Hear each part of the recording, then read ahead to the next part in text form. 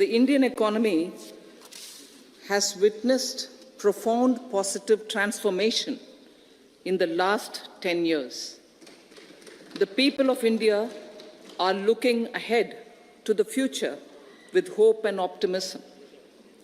With the blessings of the people, when our government, under the visionary and dynamic leadership of Honorable Prime Minister Shri Narendra Modi, assumed office in 2014, the country was facing enormous challenges.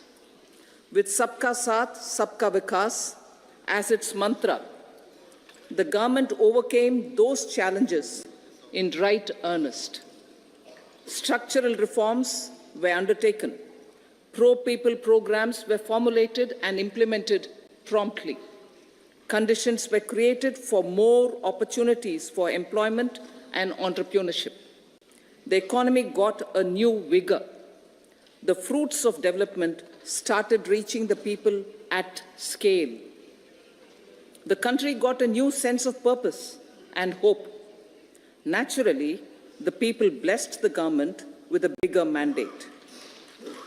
In the second term, our government, under the leadership of Honorable Prime Minister, doubled down on its responsibilities to build a prosperous country with comprehensive development of all people and all regions. Our government strengthened its mantra to Sabka Saath, Sabka Vikas, and Sabka Vishwas. Our development philosophy covered all elements of inclusivity, namely social inclusivity through coverage of all strata of the society, and geographical inclusivity through development of all regions of the country. With the whole of nation approach of Sabka Prayas, the country overcame the challenges of once-in-a-century pandemic, took long strides towards Atmanirbhar Bharat, committed to Panch Pran, and laid solid foundations for the Amrit Kal. As a result, our young country has high aspirations, pride in its present, and hope and confidence for a bright future. We expect that our government, based on its stupendous work, will be blessed again by the people with a resounding mandate. Inclusive development and growth. Our humane and inclusive approach to development is a marked and deliberate departure from the earlier approach of provisioning up to village level. Development programs were thus provisioned. In the last 10 years, however, have targeted each and every household and individual through housing for all, Har Ghar Jal, electricity for all, cooking gas for all, bank accounts and financial services for all in record time. The worries about food have been eliminated through free ration for 80 crore people. Minimum support prices for the produce of Annadata are periodically increased appropriately. These and the provision of basic necessities have enhanced real income in the rural areas. Their economic needs could be addressed, thus spurring growth and generating jobs. Social justice. Our government is working with an approach to development that is all-round, all-pervasive, and all-inclusive. Sarvangin, Sarvasparshi, or Sarvasamaveshi. It covers all castes and people at all levels. We are working to make India a Vikasit Bharat by 2047. For achieving that goal, we need to improve people's capability and empower them. Previously, social justice was mostly a political slogan. For our government, social justice is an effective and necessary governance model. The saturation approach of covering all eligible people is the true and comprehensive achievement of social justice. This is secularism in action, reduces corruption, and prevents nepotism, prevents Bhai Bhatijawad. There is transparency and assurance that benefits are delivered to all eligible people. The resources are distributed fairly. All, regardless of their social standing, get access to opportunities. We are addressing systemic inequalities that had plagued our society. We focus on outcomes and not on outlays so that the social economic transformation is achieved. As our Prime Minister firmly believes, we need to focus on 4 major castes. They are Garib, Mahilaye, Yuva, and Annadata. Their needs, their aspirations, and their welfare are our highest priority. The country progresses when they progress. All 4 require and receive government support in their quest to better their lives. Their empowerment and well-being will drive the country forward. Garib Kalyan, Desh Ka Kalyan. We believe in empowering the poor. The earlier approach of tackling poverty through entitlements had resulted in very modest outcomes. When the poor became empowered partners in the development process, government's power to assist them also increases manifold.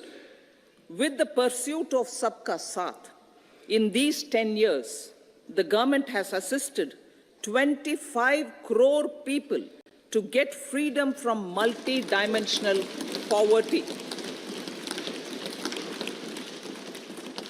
Our government's efforts are now getting synergized with energy and passion of such empowered people. This is truly elevating them from poverty. Direct benefit transfer of 34 lakh crore rupees from the government using PM Jan Dhan accounts has led to savings of 2.7 lakh crores of rupees for the government. This savings has been realized through avoidance of leakages prevalent earlier. The savings have helped in providing more funds for Garib Kalyan. PM Swanidhi has provided credit assistance to 78 lakh street vendors. From that total of 78 lakh street vendors, 2.3 lakh have received credit for the 3rd time.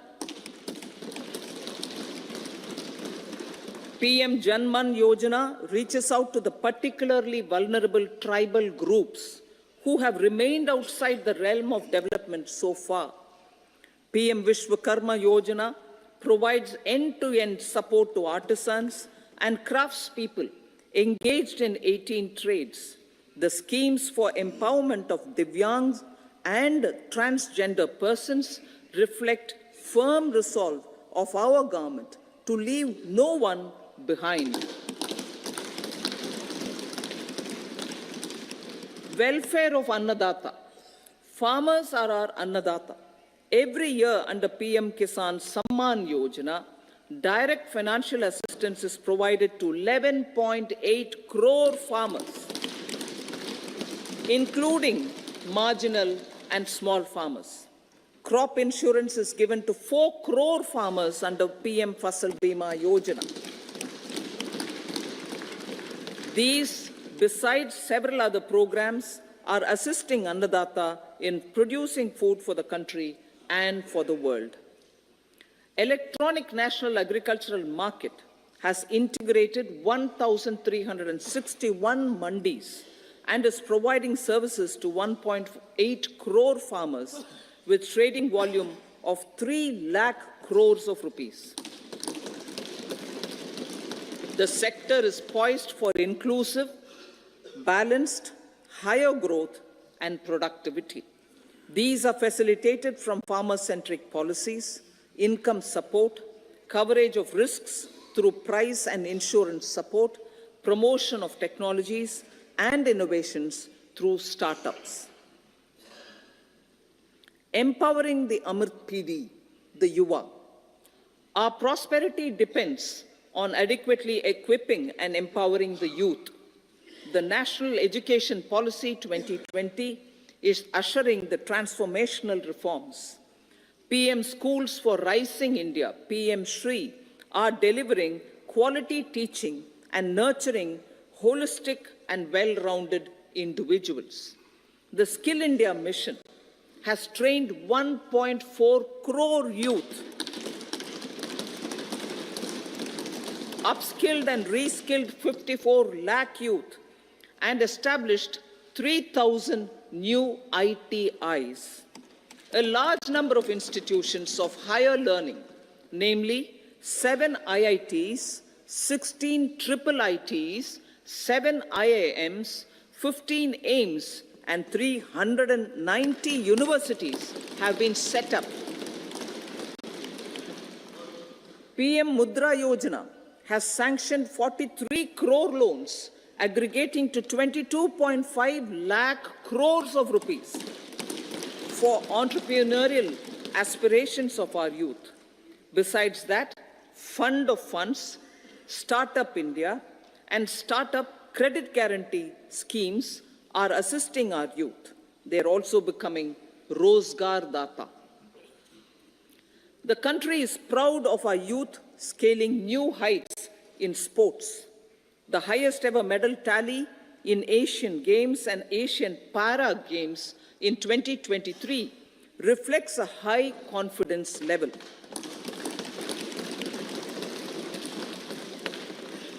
Chess prodigy and our #1 ranked player Pragyananda put up a stiff fight against the reigning world champion Magnus Carlsen in 2023. Today, India has over 80 chess grandmasters compared to little over 20 in 2010. Momentum for Nari Shakti.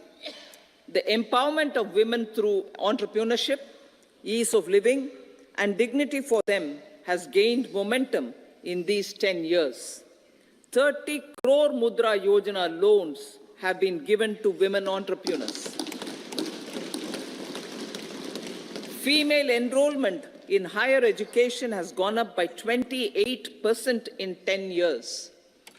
In STEM courses, girls and women constitute 43% of enrollment, one of the highest in the world. All these measures are getting reflected in the increasing participation of women in workforce. Making triple talaq illegal, reservation of 1/3 seats for women in the Lok Sabha and state assemblies, and giving over 70% houses under PM Awas Yojana in rural areas to women, and giving over 70% houses under PM Awas Yojana in rural areas to women as sole or joint owners have enhanced their dignity. Exemplary track record of governance, development, and performance. Besides delivering on high growth in terms of gross domestic product, the government is equally focused on a more comprehensive GDP, that is, governance, development, and performance. Our government has provided transparent, accountable, people-centric, and prompt, trust-based administration with citizen-first and minimum government, maximum governance approach. The impact of all-round development is discernible in all sectors. There is macroeconomic stability, including in the external sector. Investments are robust. The economy is doing well. People are living better and earning better, with even greater aspirations for future. Average real income of the people has increased by 50%. Inflation is moderate. People are getting empowered, equipped, and enabled to pursue their aspirations. There is effective and timely delivery of programs and of large projects. Economic management. The multi-pronged economic management over the past 10 years has complemented people-centric, inclusive development. Following are some of the major elements. 1. All forms of infrastructure, physical, digital, or social, are being built in record time.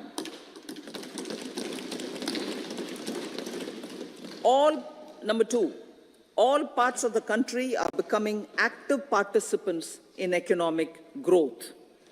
Number 3, digital public infrastructure, a new factor of production in the 21st century, is instrumental in formalization of the economy. Number 4, goods and services tax has enabled one nation, one market, one tax. Tax reforms have led to deepening and widening of tax base.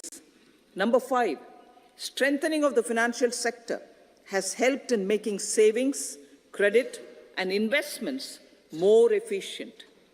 Number 6, GIFT, IFSC, and the Unified Regulatory Authority, IFSCA, are creating a robust gateway for global capital and financial services for the economy.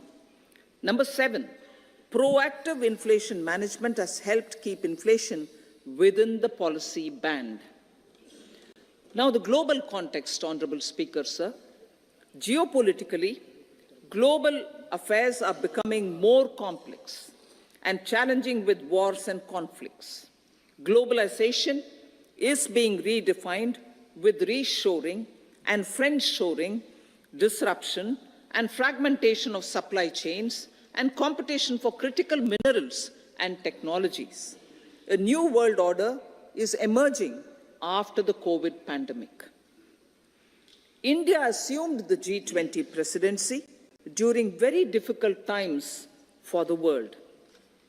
The global economy was going through high inflation, high interest rates, low growth, very high public debt, low trade growth, and climate changes.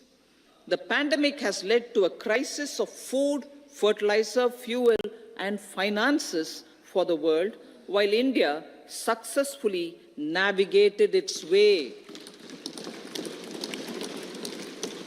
The country showed the way forward and built consensus on solutions for those global problems. The recently announced India-Middle East-Europe economic corridor is a strategic and economic game changer for India and others. In the words of Honorable Prime Minister, the corridor, and I quote, will become the basis of world trade for hundreds of years to come, and history will remember that this corridor was initiated on Indian soil, unquote. Vision for Vikasit Bharat. Our vision for Vikasit Bharat is that of prosperous Bharat in harmony with nature, with modern infrastructure, and providing opportunities for all citizens and all regions to reach their potential. With confidence arising from strong and exemplary track record of performance and progress, earning Sabka Vishwas, the next 5 years will be years of unprecedented development and golden moments to realize the dream of developed India by 2047. The trinity of demography, democracy, and diversity, backed by Sabka Prayas, has the potential to fulfill aspirations of every Indian. As Honorable Prime Minister in his Independence Day address to the nation mentioned, I quote, "There is no dearth of opportunities, as many opportunities as we want. The country is capable of creating more opportunities. Sky is the limit," unquote. Strategy for Amrit Kal. Our government will adopt economic policies that foster and sustain growth, facilitate inclusive and sustainable development, improve productivity, create opportunities for all, help them enhance their capabilities, and contribute to generation of resources to power investments and fulfill aspirations. Guided by the principle, reform, perform, and transform, the government will take up next generation reforms and build consensus with the states and stakeholders for effective implementation. It is an important policy priority for our government to ensure timely and adequate finances, relevant technologies, and appropriate training for the micro, small, and medium enterprises, MSMEs, to grow and also compete globally. Orienting the regulatory environment to facilitate their growth will be an important element of this policy mix. Aligning with the Panchamrit goals, our government will facilitate sustaining high and more resource-efficient economic growth. This will work towards energy security in terms of availability, accessibility, and affordability. For meeting the investment needs, our government will prepare the financial sector in terms of size, capacity, skills, and regulatory framework. Aspirational Districts Program. Our government stands ready to assist the states in faster development of aspirational districts and blocks, including generation of ample economic opportunities. Development of the East. Our government will pay utmost attention to make the eastern region and its people a powerful driver of India's growth.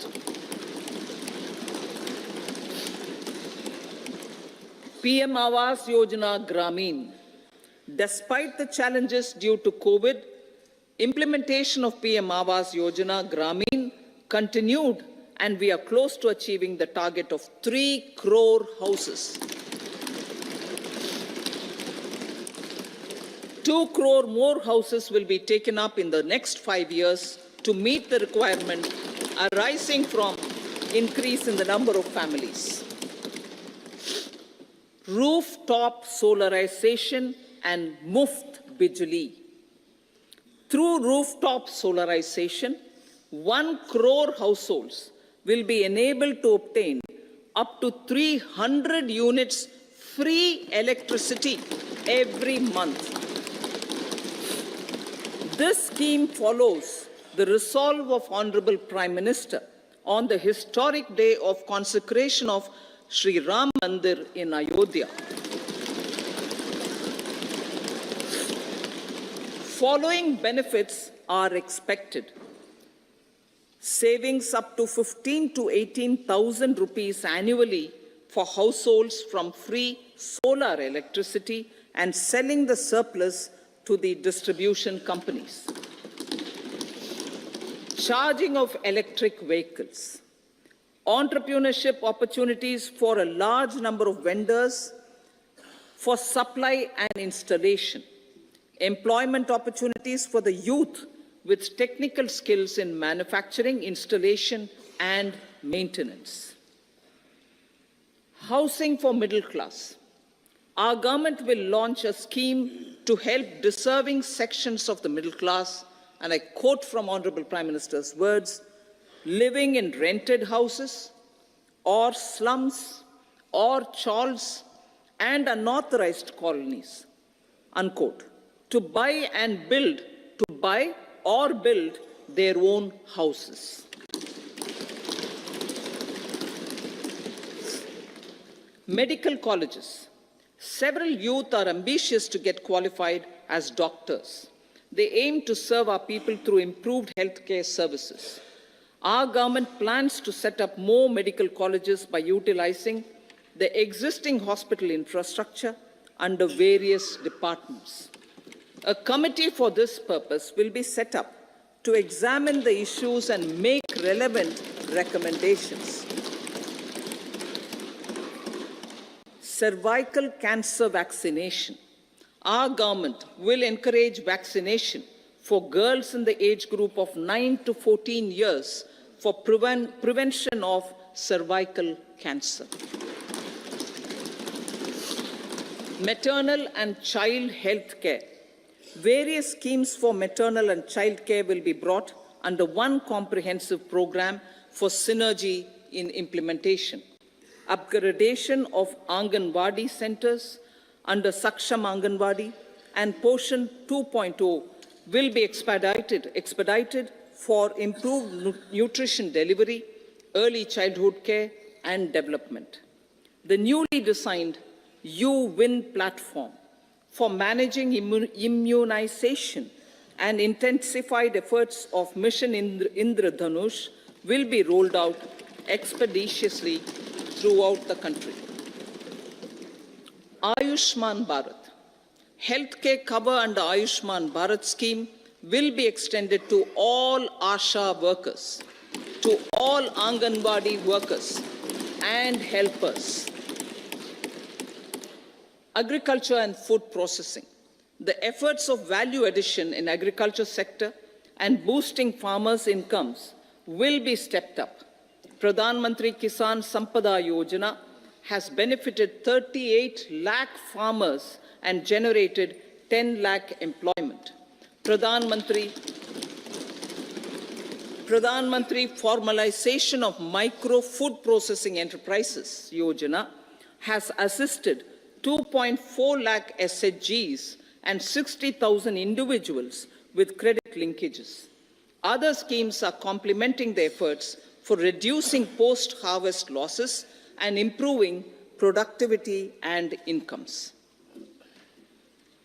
For ensuring faster growth of the sector, our government will further promote private and public investment in post-harvest activities, including aggregation, modern storage, efficient supply chains, primary and secondary processing and marketing and branding. Nano DAP. After the successful adoption of nano urea, application of nano DAP on various crops will be expanded in all agroclimatic zones. Atmanirbhar Oil Seeds Abhiyan. Building on the initiative announced in 2022, a strategy will be formulated to achieve Atmanirbharta for oil seeds such as mustard, groundnut, sesame, soya bean, and sunflower. This will cover research for high-yielding varieties, widespread adoption of modern farming techniques, market linkages, procurement, value addition, and crop insurance. Dairy development. A comprehensive program for supporting dairy farmers will be formulated. Efforts are already on to control foot and mouth disease. India is the world's largest milk producer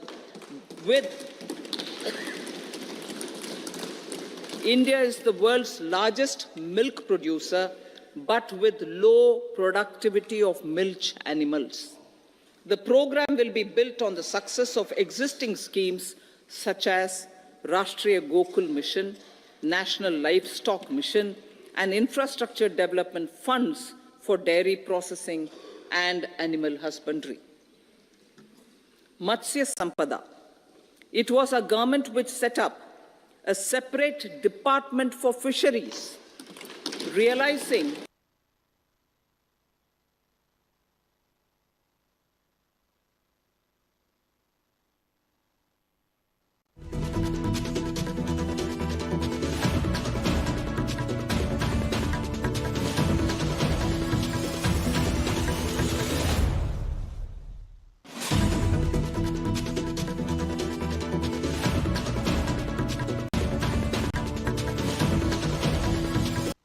lakh crore respectively.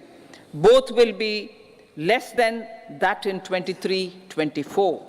Now that the private investments are happening at scale, the lower borrowings by the central government will facilitate larger availability of credit for the private sector. Vote on account. I'll be seeking vote on account approval of the Parliament through the appropriation bill for a part of the financial year 2024-25.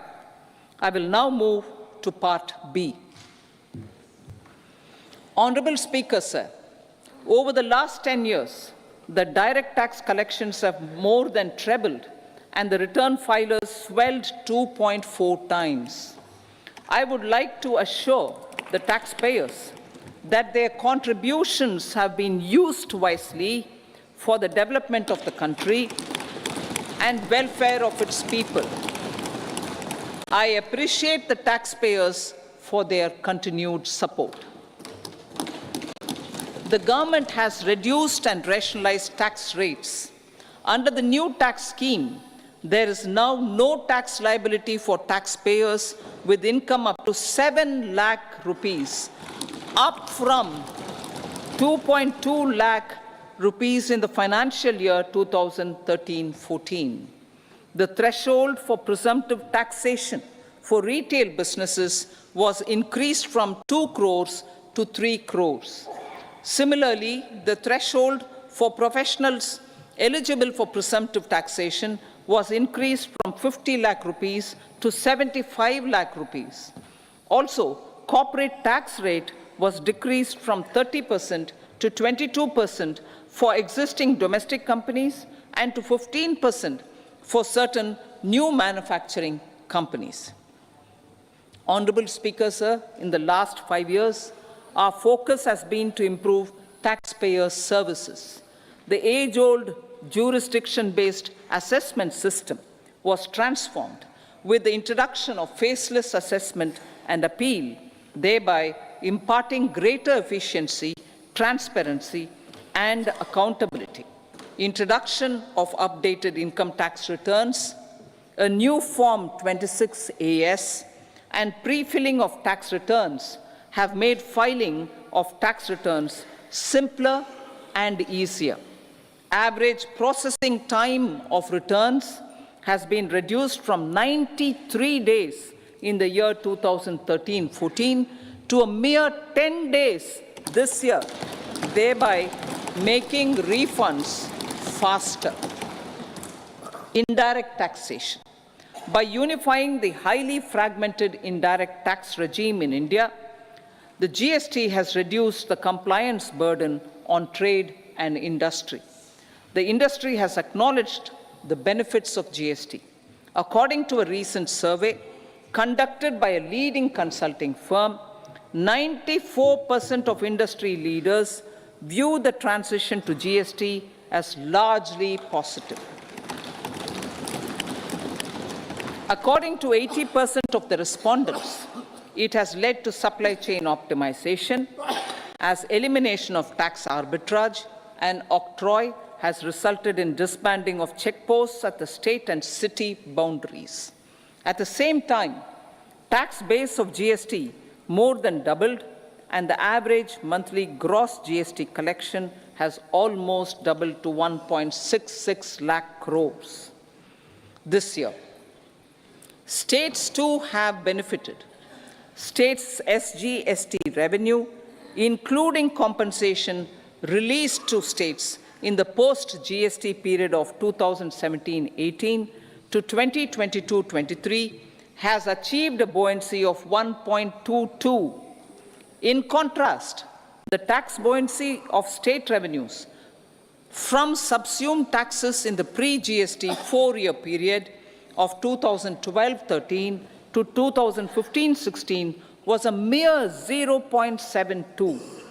The biggest beneficiaries are consumers, as reduction in logistic cost and taxes have brought down prices of most goods and services. We have taken a number of steps in customs to facilitate international trade. As a result, the import release time declined by 47% to 71 hours at inland container depots, by 28% to 44 hours at air cargo complexes, and by 27% to 85 hours at seaports over the last 4 years since 2019, when the national time release studies were first acted. Tax proposals. As for tax proposals, in keeping with the convention, I do not propose to make any changes relating to taxation and propose to retain the same tax rates for direct and indirect taxes, including import duties. However, certain tax benefits to startups and investments made by sovereign wealth or pension funds, as also tax exemption on certain income of some IFSC units, are expiring on 31/3/2024. To provide continuity in taxation, I propose to extend the date to 31/3/2025. Moreover, in line with our government's vision to improve ease of living and ease of doing business, I wish to make an announcement to improve taxpayers' services. There are a large number of petty, non-verified, non-reconciled, or disputed direct tax demands, many of them dating as far back as 1962, which continue to remain on the books, causing anxiety to honest taxpayers and hindering refunds of subsequent years.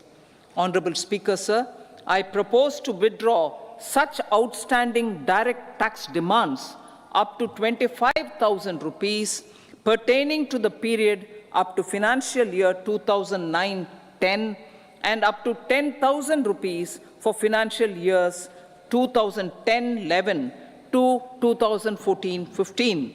This is expected to benefit about 1 crore taxpayers. 1 crore taxpayers would benefit out of this. Economy then and now. In 2014, when our government assumed the reins, the responsibility to mend the economy step by step and to put the governance systems in order was enormous. The need of the hour was to give hope to the people, to attract investments, and to build support for the much-needed reforms. The government did that successfully, following a strong belief of nation first. The crisis of those years has been overcome, and the economy has been put firmly on a high, sustainable growth path with all-round development.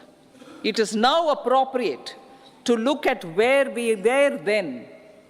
I repeat, it is now appropriate to look at where we were then till 2014 and where we are now, only for the purpose of drawing lessons from the mismanagement of those years. The government will lay a white paper on table of the House.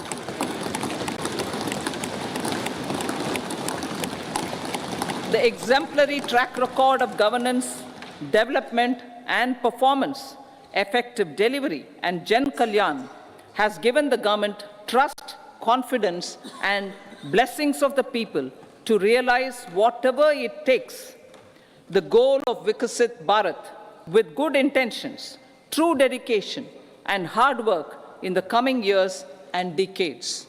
With this, Honorable Speaker, I commend the interim budget to this august House. Jai Hind.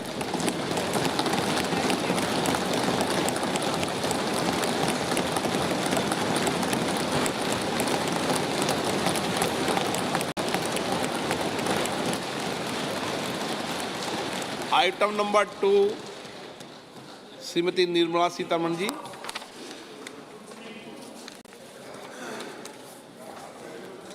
So, with your permission, I rise to lay on the table the following statements. Under Section 3(1) of the Fiscal Responsibility and Budget Management Act 2003, medium-term fiscal policy fiscal policy strategy statement and macroeconomic frame for leave to introduce the Finance Bill 2024. प्रश्न ये है कि विधेयक को पुनर्स्थापित करने की अनुमति प्रदान की जाए। जो सदस्य इसके पक्ष में हाँ कहें, जो सदस्य विरोध में ना कहें। मेरे विचार में निर्णय हाँ वालों के पक्ष हुआ, हाँ वालों के पक्ष हुआ। माननीय मंत्री जी विधेयक को पुनर्स्थापित करें। So I introduce the bill. सभा की कार्रवाई शुक्रवार दिनांक 2 फरवरी 2024 को प्राप्त 11 बजे तक के लिए स्थगित।